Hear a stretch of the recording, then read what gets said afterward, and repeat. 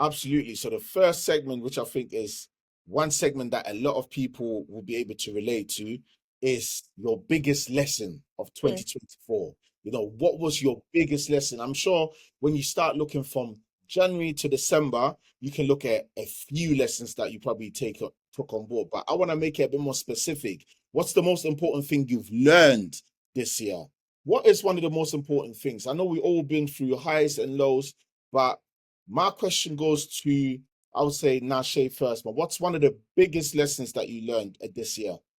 Do you know what? That's such a big question because I think this year has been full of lessons. I've learned so many things about myself, about my environment, about my surroundings, about those that surround me as well. But I think the biggest lesson that I've taken on from 2024 is how to prioritize, like what is the most important thing for me. I think when you like what Michael was saying, that this year has been filled with so many different things and different issues, and politically, so many things have happened, socially, so many things have happened as well. And it can get so overwhelming. And I am such an empath, and I tend to take on everything and literally everything and absorb it as if like other people's issues are my issues, everything that's happening, and it can be so draining. But I think this year has taught me to just pause, strip down all the layers, like back to basics, and think about what is the most important thing. Mm, I think one of the biggest reflections that I've had is on my deathbed, who do I want to surround me?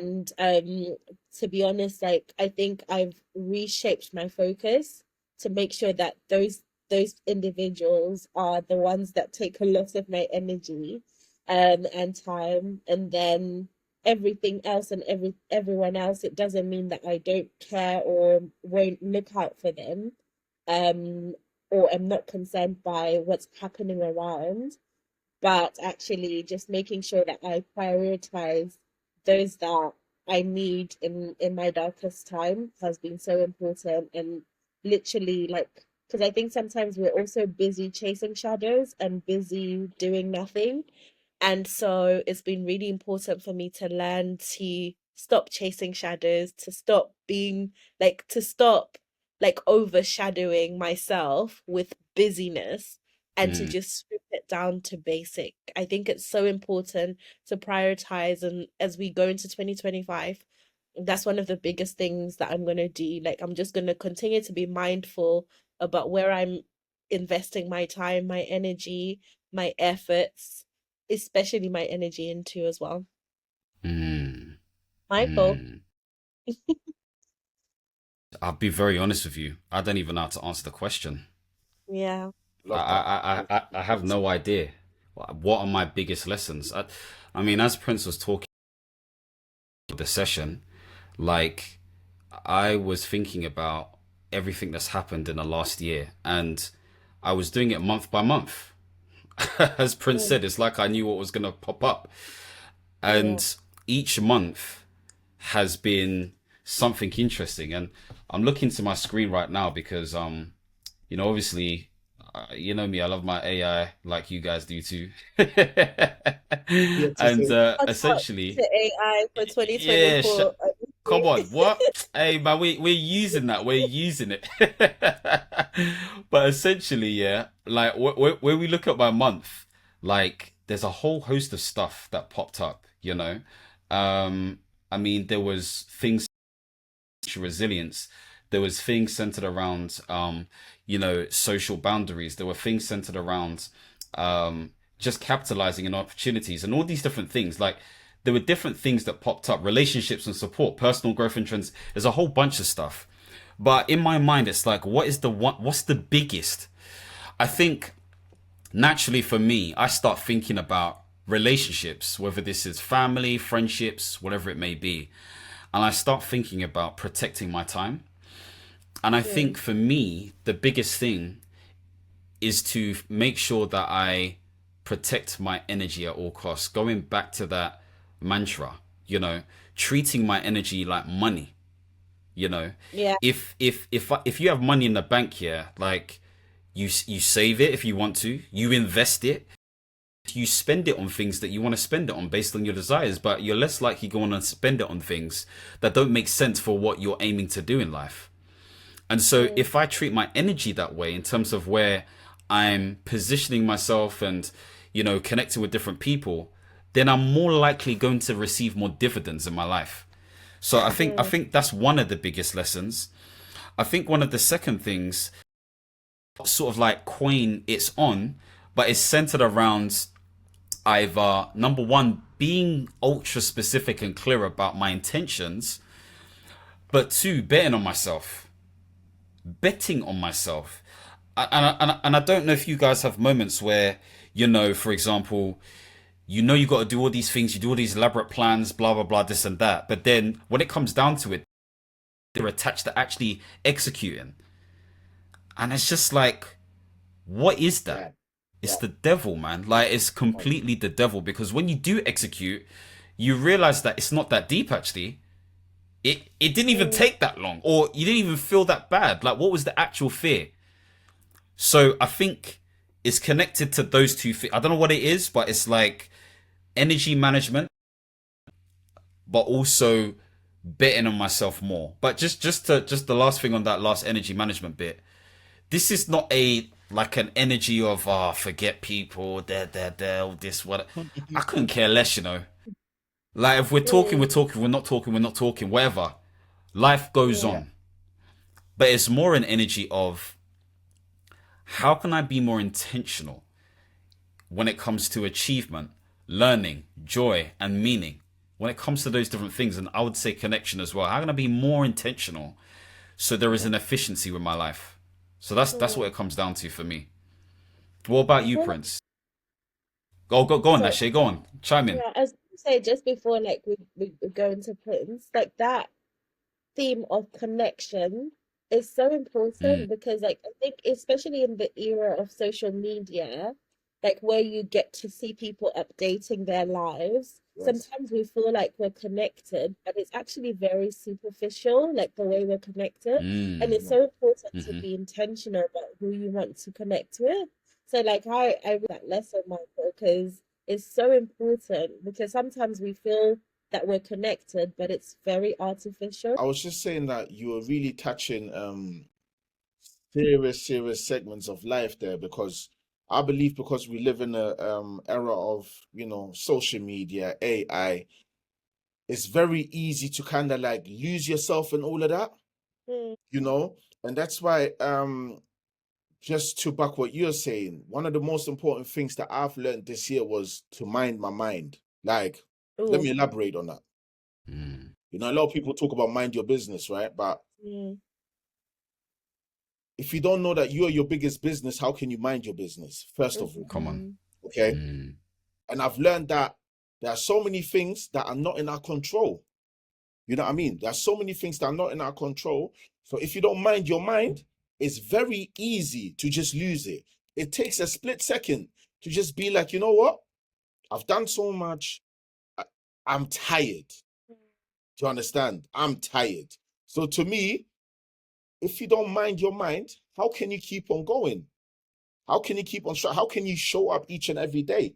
And mm, this year has been, I would say, definitely one of my toughest years. One of my mm, toughest years.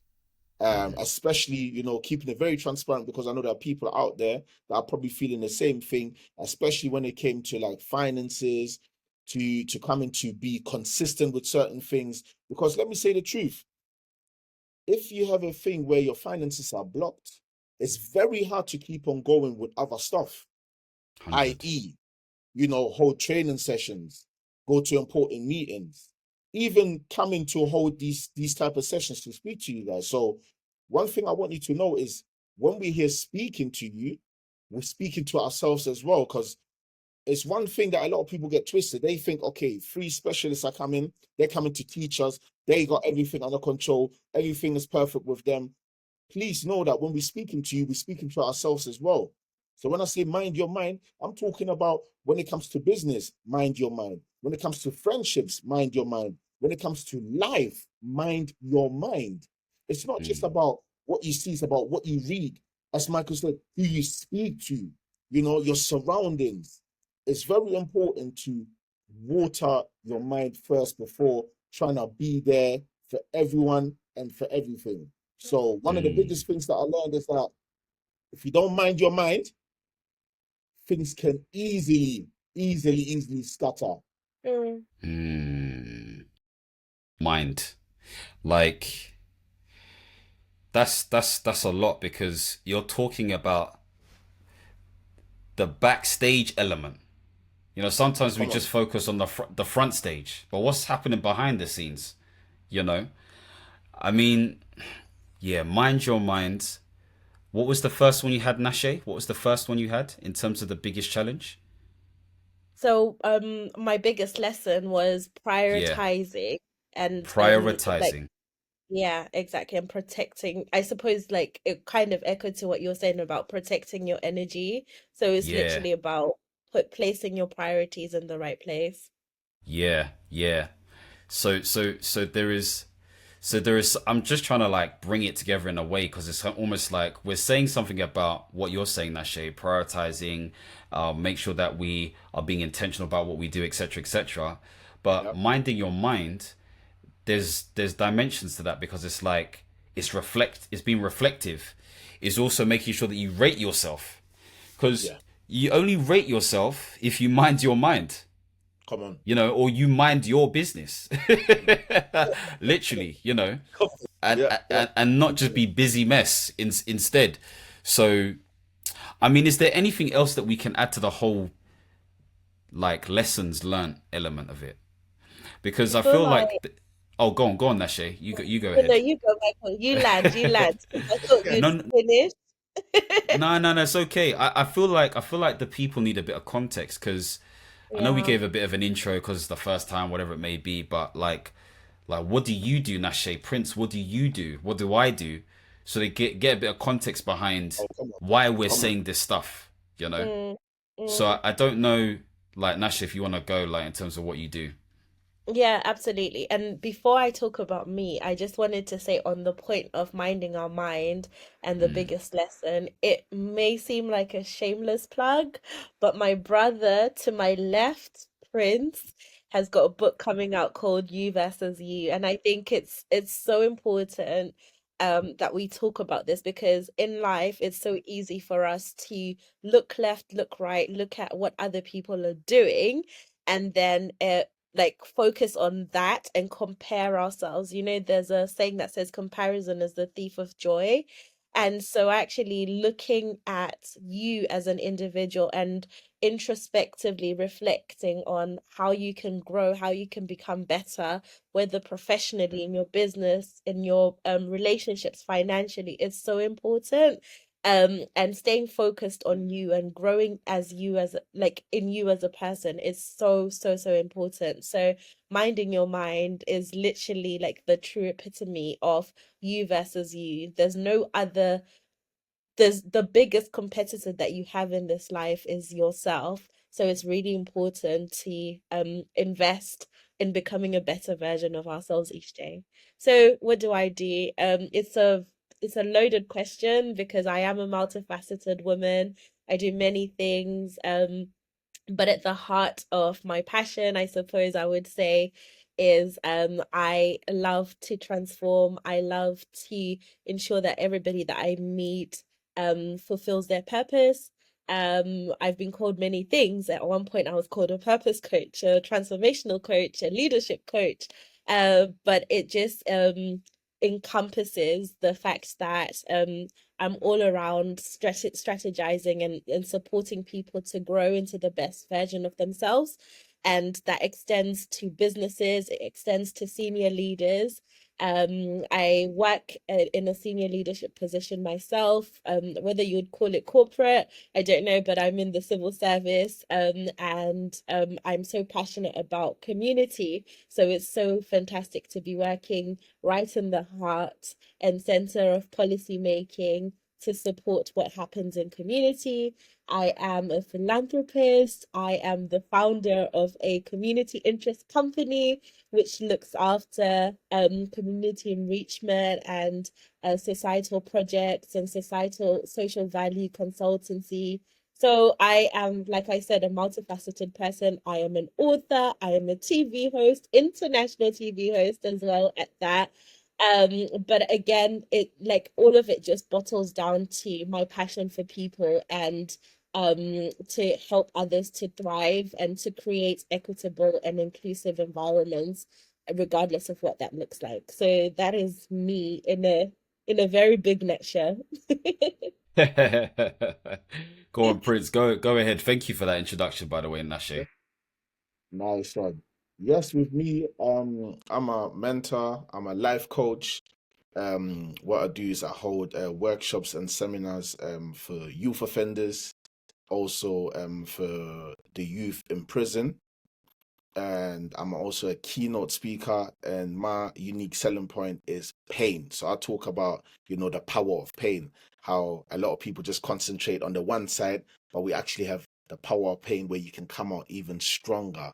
So that's my unique selling point in regards to that. I also have a trading academy, Forex trading academy. Hey, hey, hey, hey, hey, hey, hey. I know what some of you might think. Oh yeah, one of these guys. It is not that. Okay, but listen, if you know what you know, you don't talk. I could be here being like, I no, hear guys, please believe me. you know, so it. I have a training academy as well, which is going great as well, which is really, really great. And just to say one thing about that, which keeps me alive, man, because that community that I have there, it's not a thing where okay, they pay their membership, I teach them whatever, and they go. They really keep me above water as well, like, and this is what I want some of you people to understand. I know a lot of you want to build businesses where you can make money, but trust me, if you build a business where your heart is fully in it, in certain seasons of your life, your business might keep you alive. Okay, just to say that. But Mm. yes, I always have to leave you with something to think about. And yeah, that's me, and the people call me the voice of the voiceless, but you guys will understand because you'll be with us till our 1,500 episode in, deep in, so you guys will understand, okay? That's me. Come on. I love it, man. I love it. I love it. I love it. It's always nice to hear back what you both do as well. Do you know what I mean? I mean, from my standpoint, I am a independent consultant and contractor as well. My focus is centered around program management, mainly within the public sector and the government. Superpower is really centered around knowing how to make complex things turn into simple processes and systems. That's essentially what it is, whether that is in your professional life or your personal life. I'm very big right now centered on portfolio careers and how to help other individuals become independent consultants themselves, or at least contractors, because of the way the world is moving, because there's so much change, because your 9 to 5 is not guaranteed. So the more opportunities you have to create that portfolio career resilience, the happier I am, because I feel like I've made a real contribution. Amongst many other things, I'm also a full-time author. I also have products and services that I sell centered around portfolio careers, so improving your job prospects, etc., etc. I'm a trained and qualified executive coach via the EMCC, and I'm also a trustee for the Institute of Leadership, which is pretty cool. I speak when I have the opportunity. I like to dabble in a few podcasts here and there, but that's about it for now. Do you know what I mean? So, yeah, man, I just thought it'd be good to do that because, like, if they get context, then they can understand. And obviously, as we're speaking about this stuff, um, deeper understanding and appreciation for why we're saying what we're saying. So yeah. Anyway, let me pass it on to Nashe to bring us into the next segment. Awesome. Thank you, Michael. So